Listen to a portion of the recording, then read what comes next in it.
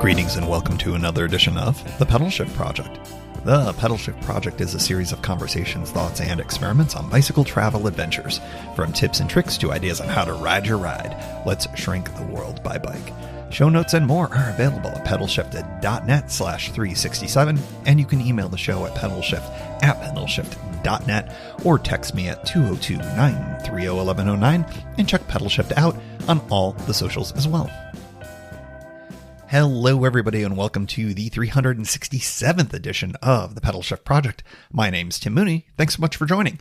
On this edition, the C&O But Slow Part 4. I know we keep going back and forth. This has been like a tour journal that keeps getting interrupted, but man, thank you all for participating in last episode's live show. That was a ton of fun. It is, it's wild that it's been 10 years, but here we are. Quick bit of housekeeping. If you missed the live episode, and worse, if you missed last week's podcast of last episode, I just want to make sure you all know I'm off to Oregon for the 10th anniversary tour.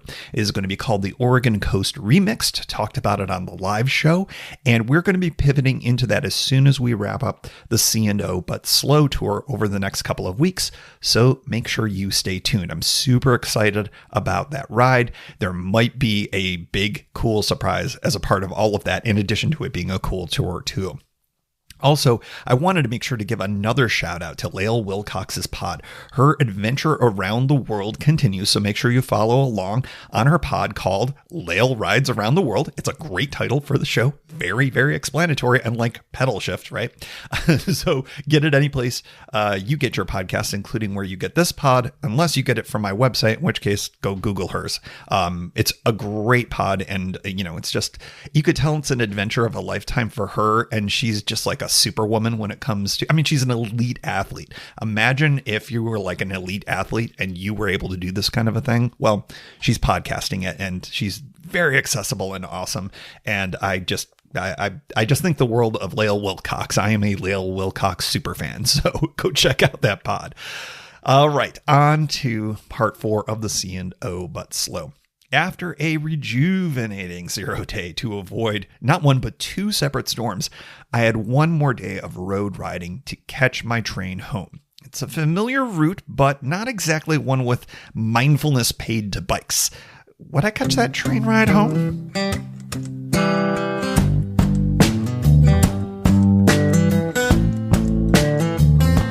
Good morning from the cabin. Putting on my shoes, which are dry again. Bike is all loaded up. I am leaving myself 3.5 hours for a 20-mile ride. That should be plenty.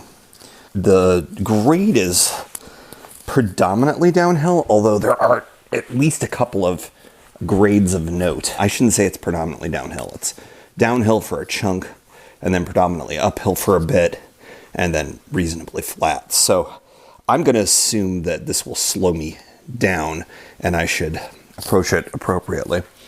The weather. Once again, I cannot emphasize enough how great of an idea it was to take that 0 day. It didn't rain all day yesterday, but it rained large portions of it. On top of the prior night, I can't imagine that trail is in very good shape. It's just a mud bath, I'm sure. So I'm glad that I called the trail portion of this adventure off earlier, and also gave me an ability to kind of recoup a little bit from all of those miles. I think a little over 62 miles when all is said and done, which is historically an average day for me on the C&O, but still not in great bike shape. The bike was fine. The bike was doing all the things it needed to do, but the weather really was a factor. And then, of course, at the end of a day that was already on the longer side, to climb out of that, and not only just climb out, but do the long version of it.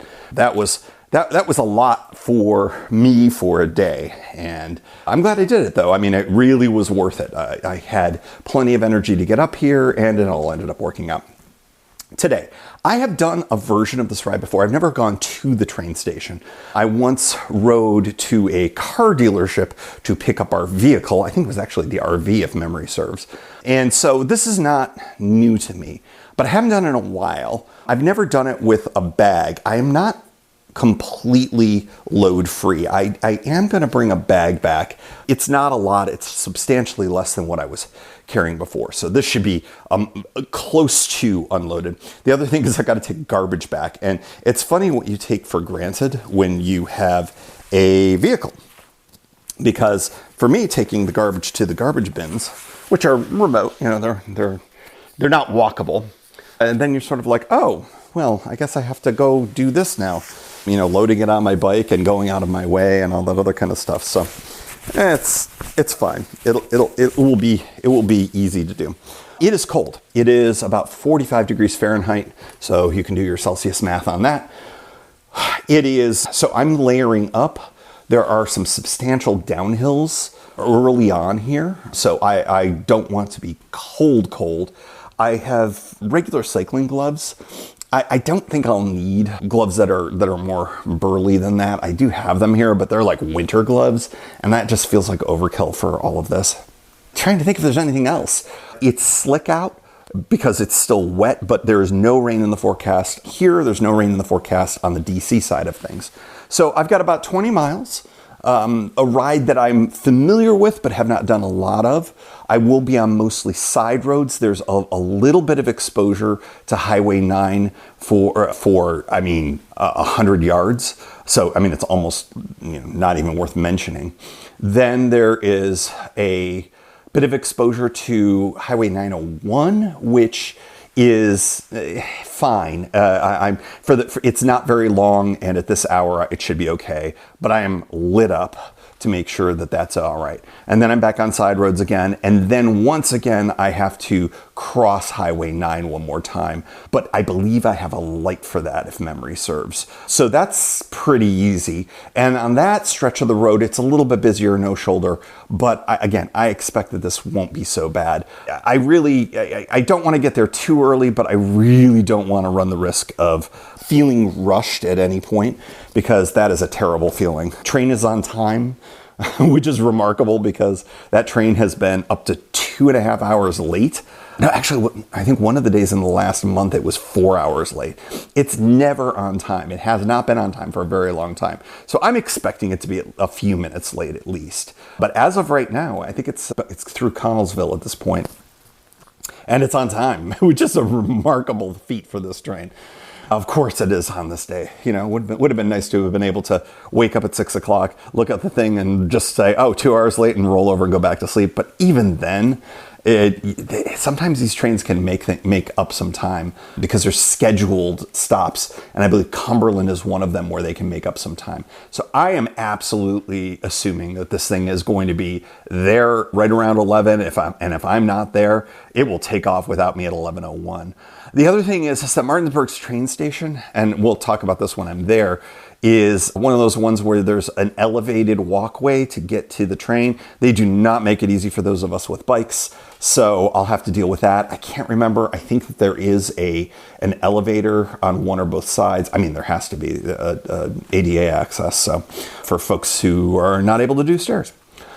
Like me, with a bike. All right, that's it. I am a little bit later than I kind of initially intended, but you know what? I'll be fine. It's 7:39 right now, so you can tell I'm already getting a little bit sillily nervous. I have plenty of time. But hey, anything can happen, right? Anything can happen. Hopefully nothing will, but anything can happen.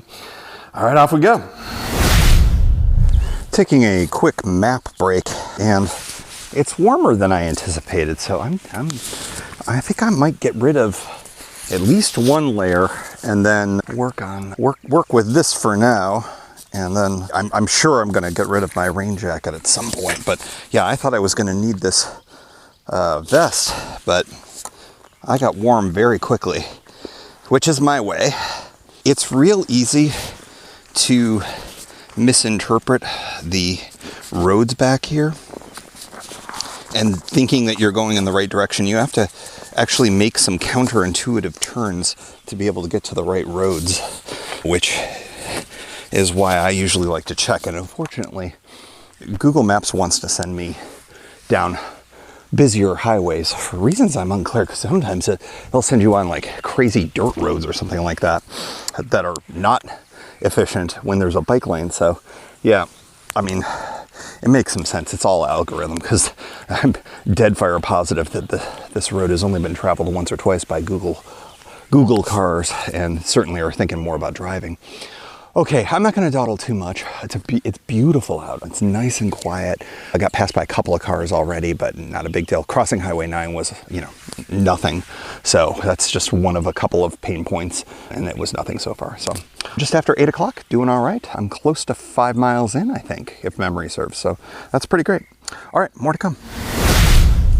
Continuing down most of the downhill portions here. Of course, the miles are going very fast. I'm about 8, I'd say, miles in, maybe 7.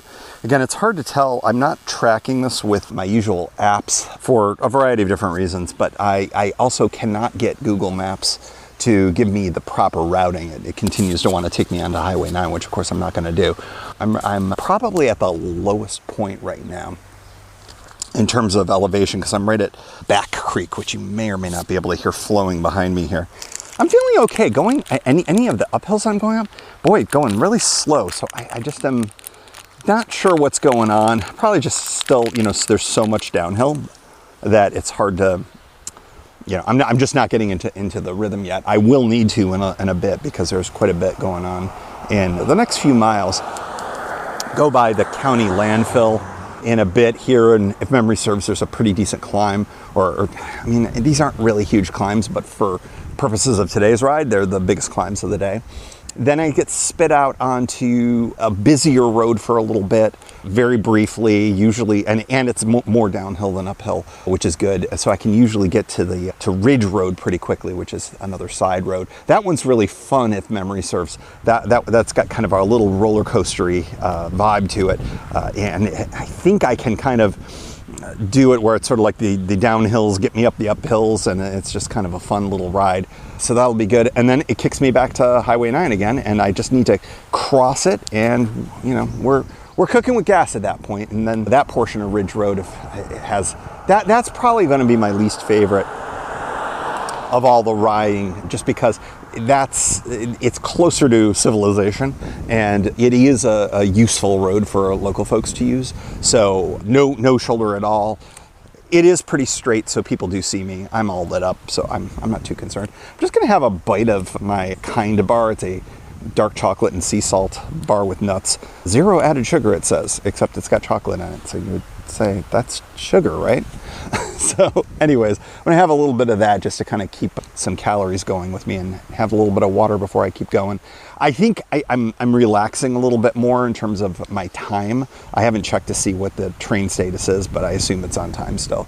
But at this rate, I'm gonna get there maybe even a full hour early, barring a real slowdown, which can always happen. So yeah, beautiful out. Cloud cover is nice. It's probably still in the 50s, I would say, or it's warmed into the 50s. But yeah, I'm perfectly good. I just have my rain jacket on. It's open, and one wool layer, and it's perfectly fine. I ride really hot, and it's always a problem for me. It's great in the sense that it's like, this may be too cold for some folks to ride, and for me, it's just right. So. Anyways, that's it. That's your update, and we're gonna take a very short break and then keep rolling. A little less than halfway. From the junction of Ridge Road and West Virginia Highway 901. I think it's West Virginia 901. Might be Berkeley County. Not sure. Anyways, just got through the very short. We're talking quarter mile maybe. You can see once you turn on the road. A couple of things of note. One, I just crossed the same train tracks that my train will be crossing in, probably a couple hours. Too bad I can't flag it down and just get picked up there. It's interesting because it would be a logical spot for a train stop, MARC or otherwise, but the MARC, of course, doesn't go this far, and the Amtrak is not going to stop in tiny little Hedgesville, West Virginia. It's barely a town to begin with. But so that's a nice marker. Getting on Ridge Road, this will connect me to roughly, well, back to where Highway 9 is. So I've done this big loop around to eventually come back to Highway 9. I'll cross it there, as I've mentioned, and then continue on. I think I continue on Ridge Road. I certainly continue on this. At some point, Google Maps might actually allow me to map this ride, so I'll be able to know exactly how much time I've got left. I think that what it would tell me to do now is continue down Ridge Road and then cut over to 9 and continue that way. I'm just not interested in that. I think I like these back roads better, just with the lack of traffic. Speaking of lack of traffic, I didn't get past once on that quote-unquote busy stretch there. I do anticipate after this section and I cross Highway 9, I'm going to get past a lot. So that's when I'm going to have to kind of keep my head on a swivel. Yeah, I feel fine, but boy, when I'm going up hills, it is really tough. I think I'm trying to do it. I'm pressing in, and I should just go down to lower gears. I am running into that trouble with the mid gears, which is normally where I like to live in, since that cassette must just be borked. And I'm reminded that I got this replaced just last year around this time. So I'm confused as to why it's creating problems, so I think I will get this into a shop. It's also another opportunity to potentially replace this with a broader range. If you recall, I know they put on the wrong cassette on this, and I wanted to have a broader range with a higher or a lower climbing gear, and that just wasn't it. I just don't have it. So anyways, it's been fine. In my lowest gear, I spin just fine, and everything is good with that. So this should be a fun little bit here down Ridge Road. It's, like I said, kind of roller coastery, and it's not terribly long. We're getting to the point where the elevation starts to gain a little bit. I've bought back all of my downhills I think I'm going to get, and now I have to go uphill a little bit as we work our way back towards Martinsburg. There are some elements of downhills, but I believe that last section of Ridge Road is going to be a little bit more uppy than downy overall, so I'll be pedaling into that pretty well. Light winds, no headwinds to speak of, which seems to be counter to what I've been experiencing all year. It just feels like it's been one constant headwind. But I'm enjoying this. I'm also thinking, man, this ride would be so much more fun with an e-bike. It would just flatten out all of the Appalachian kind of steep hills, and yeah, I think it would just be a lot of fun to do that. And I think it would be handy for utilizing rail and an e-bike to get to and from the cabin. Wouldn't be great if I'm trying to bring the dog, of course, that just wouldn't work. But I'd be able to take commuter rail for really cheap. I think it's like $10 or so to get to Martinsburg from DC, and then just e-bike it to the cabin, and then of course back as well on the return trip. It would be pretty good. This route's not bad. I think I'm about to get to the less good parts of it, so I may change my tune again, but so far so good. Like I said, I've ridden this portion so far. Where it will deviate is once I get a little bit closer to the city of Martinsburg. I'll break into the city rather than continuing to the route that I had taken before to that car dealership. So this is actually, I think, probably shorter than that one was by at least a couple miles, I think. All right, so far so good. Let's see, 8:55. So yeah, I've got 2 hours to go, less than half of the distance. I think it's quite a bit less than that, actually. So off we go. All right, so I've crossed Highway 9 for the last time. I am on Ridge Road. This is a spot where I figured it would be my least favorite, and I'm forgetting, it is better than I thought. There is a very small shoulder. It's maybe a foot wide, but it's better than nothing, that's for sure. Interesting new construction here. I love how I'm like a real estate agent. I'm always like, hey, new construction here, guys. But yeah, it's strange that this area has tons of new single-family homes, some of which look better than others in terms of construction. They love chopping down trees, man. They love just clearing out old orchards and having these treeless freaking moonscapes where they just plop houses down. I guess that's just easier, but it doesn't look as nice. This is coming from somebody who lives literally amongst trees. It's like I have almost too many trees. All right, so I did check in. Google Maps did give me a route that looks not terrible and superior to the way that I was going to go.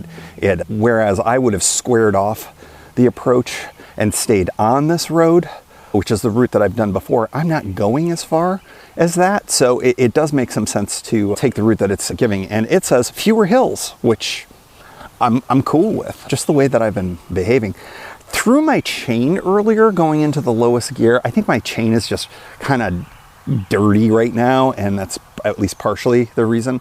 But I think one of the lessons of this trip is, yeah, I did enough maintenance to be able to get it to work for this trip, but I think I do want to get it into a shop. And I may try a different shop this time, see what I can get done ahead of a tour that's happening in 6 weeks or so, give or take, where I will want my climbing gear. There's just a little preview for you. All right, continuing, it is, what was it? It's 9:23. The train is on time. According to this, it's 6.6 miles. It's suggesting 36 minutes. I'm going to suggest it's going to be closer to like 45 or 50. So I'll be there with plenty of time, but probably not as much time as I would have anticipated. So this is definitely taking me longer, but I am also taking breaks just because I just get tired real quick. I think, I also keep forgetting as I, am constantly blowing my nose on this, that I'm still getting over this cold. And my cardio, notice I'm getting pretty winded during all of this. And yeah, I'm not in awesome shape, but I wasn't dealing with this in Florida by any stretch of the imagination. So I think it's at least the cold is a part of it too. So I had a lot of things going against me on this trip. Weather, cold, the usual. But weather right now is just glorious. I mean, it's overcast and cool, and I'm just in my wool sweater, and it's just great. It's just great. All right, I am not going to dawdle anymore because I would like to get to the station with plenty of time to get my bike up and over the tracks, and maybe even be able to change before getting on the train, just to swap out my one black wool sweater with another black wool sweater, because that's just how I roll. More to come. Just crossed I-81. I am on really the last couple of miles until the train station. So things sped up really nicely. I really liked that route. I can't remember if I looked at it and rejected it before, but that was definitely superior to continuing on Ridge Road. So that's good to know for future edification. This is totally easy and fine to do on an acoustic bike like this, but like I said, man, the prospect of, at the end of a day, taking the commuter rail out. Of course, this would only work as well in the summer, I think. But then in the summer, of course, it's stupid hot. So having a little bit of an e-assist would be great to, just not make yourself be such a sweaty mess. It's in the 50s still, and I'm kind of sweating a little bit myself, but there's all sorts of reasons for that. Yeah, so now from this point on, it's a familiar route, I think, or at least most of it is, until I break off and go towards the train station. This is a well-shouldered road, not super well-traveled, because if you were on this, you're going to the hospital here or whatever. Most people are on I-81 if they're going this direction or the other direction. So this is great. I'm happy. I should get there in the next 15 or 20 minutes, and that's plenty of time. So I'm not going to push it, not going to rush it anymore. There's no need to. So I've already had the rest of my bar. I've got some almonds if I so choose, and I'm going to finish my sports drink. Oh, by the way, those Amazon electrolytes, really very good. I like them quite a bit. They're also a little, for lack of a better way of putting it, saltier. So it's got that sweetness, but it's cut with a little bit of the saltiness. It makes it much more drinkable for me. So yeah, I've been powering through those when I've been biking, and have at full strength too, no less. So that's great. All right, more to come, and we can slow it down now. We can relax into this a little bit more. From Martinsburg train station in Martinsburg, West Virginia, as you might expect.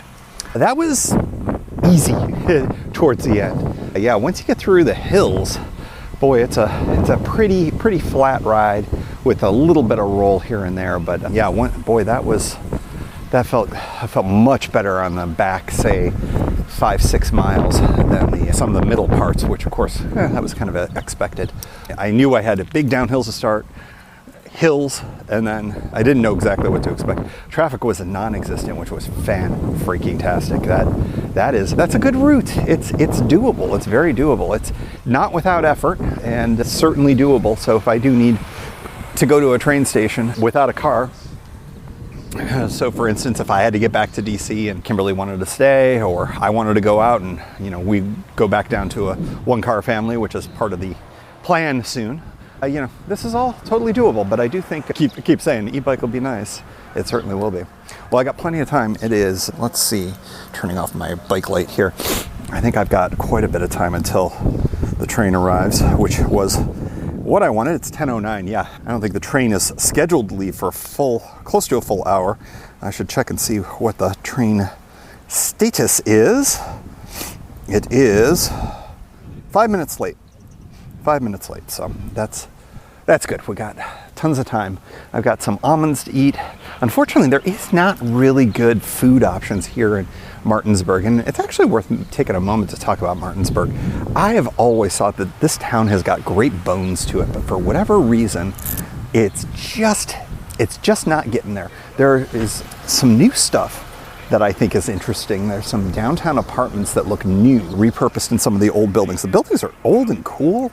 This was like Cumberland, it had its day, and it's kind of in the rearview mirror, but there's a commuter train here that takes you to DC directly. There's an Amtrak twice a day. A lot of cities would really battle for these types of resources. And maybe it's just a little too far away from DC. Maybe it's just not quite, the cards aren't quite dealt right here. But yeah, this would be a great place to build something, but hasn't happened yet. So I'm gonna pack up and get into the waiting room. I'm actually not even all that sweaty. The rest of that ride, I cooled right down. I may not even need to change. So I think I'm just gonna get myself packed up and ready to go and get myself down to the tracks in just a few minutes before the train comes, so I can sit in the nice waiting room for the time being. The waiting room is really nice. It's historic. When it used to be staffed, that's where it was. It's kind of one of those old-timey train stations. Again, a lot of good bones here. A lot of good bones. This is the county seat for Berkeley County. For whatever reason, does not work. One thing I will say, a lot of train fans hang out here waiting to take a look at all the various trains that go through here in Martinsburg. There's freight, there's passenger, of course. There's a commuter, not here on Saturday, but okay, I'm going to shut up now. Okay. Oh, here's the semi-useless bus. Again, the Eastern Panhandle Transit Authority. The buses are they're not super handy. I wish they were a little more handy here in the county. Lots of opportunity. Lots of missed opportunities here. Okay, actually, I think next you'll hear from me will be maybe on the train, but more likely DC. We'll see. Where will I be? The next you hear from me? It'll take just a second. From the District of Columbia. Can I say that again? From the District of Columbia. I am riding my way back home, and it's a beautiful sunny day. Just perfect for cycling. So, but I think I've done my day ride for the day, that's for sure. About halfway back. It's pretty chill. A lot of folks are out on their rides.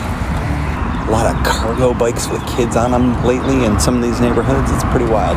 The Portlandization of DC continues. But this has been a fantastic trip. Very different than what I anticipated.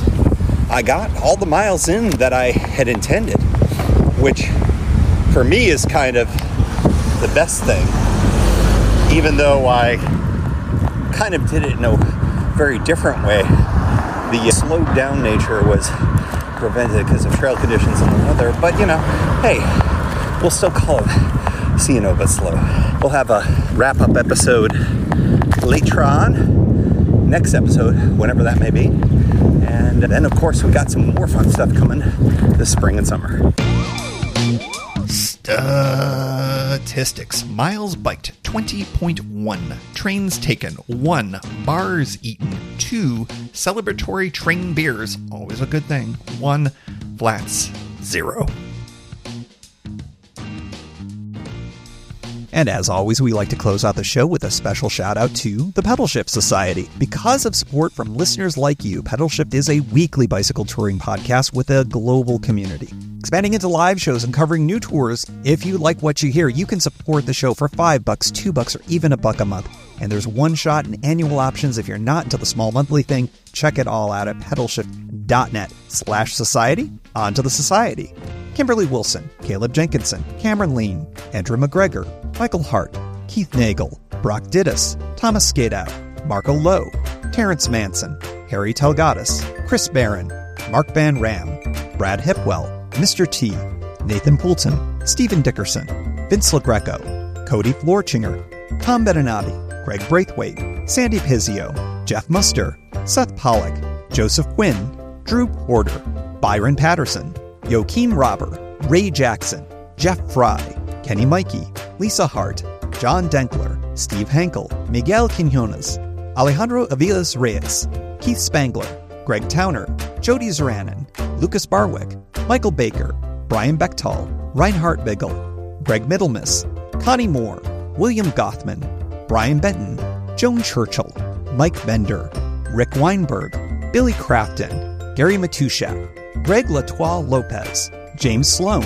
Jonathan Dillard, John Funk, Ronald Paroli, Dave Roll, Brian Hafner, Misha LeBlanc, Ari Messenger, David Grotke, Todd Grossbeck, Wally Estrella, Sue Reinert, John Lico, Stephen Granada, Philip Mueller, Robert Lackey, Dominic Carroll, Jackie McCullough, John Hickman, Carl Presseau, David Neves, Patty Louise, Terry Fitzgerald, Peter Steinmetz, Timothy Fitzpatrick, Michael Lazuski, Hank O'Donnell, David Zanoni, David Weil, Matthew Sponsello, Chad Reno, Spartan Dale, Carolyn Ferguson, Peggy Littlefield, Lauren Allensmith, Eric Burns, Thomas Pearl, Darren McKibben, Richard Stewart, Dave Fletcher, Jack Smith, Luke Parkinson, Ryan Patterson, Sarus Faravar, John Gardner, Sam Scruggs, Dwight Pittenger, Connie Bowder, Rob Merrifield, and thanks to all past and anonymous folks for helping make this show happen.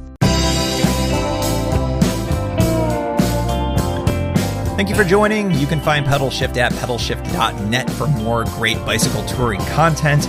You can hear the Pedalshift project through Apple Podcasts or your favorite podcast app. Opening music courtesy of Jason Kent off his self-titled album. The track is called America. Check out his band Sunfield's latest release, Mono Mono, wherever cool music is available.